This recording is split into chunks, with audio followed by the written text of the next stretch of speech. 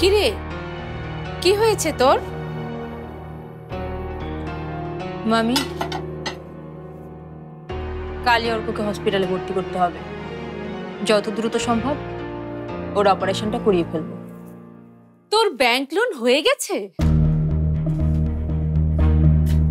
না, ওটা হবে না। হবে না? তাহলে?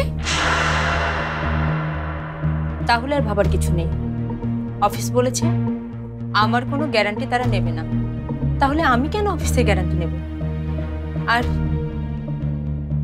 টাকা তো আমার কাছে আছেই, অফিসের 20 লাখ টাকার চেক। নন্দা, এসব তুই কি বলছিস? যা বলছি আমি সবকিছুই ভেবে বলছি। না, তুই ভেবে বলছিস না, তোর মাথাটা নষ্ট হয়ে গেছে।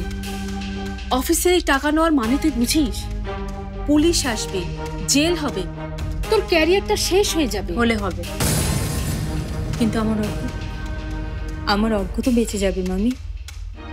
অর্কর জন্যই তোর ক্যারিয়ারটা গড়তে হবে, আর অর্কর ভবিষ্যৎ সেটার উপর নির্ভর করছে।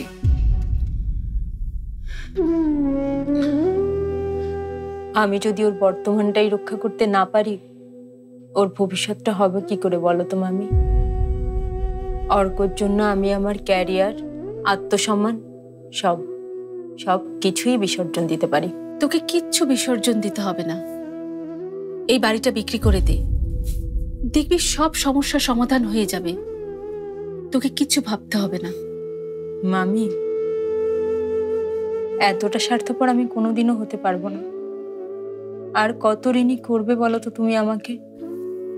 মায়ের কাছে সন্তানের আবার ঋণ কিসের রে?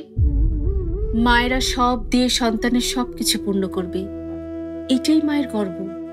মা হিসেবে আমার গর্বটা কোথায় বলতে পারো? আমার অর্ককে আমি কি দিতে পারলাম বলো তো? এই বাড়ি আমি কিছুতেই বিক্রি হতে দেব না। যা করার আমাকেই করতে হবে। নন্দা,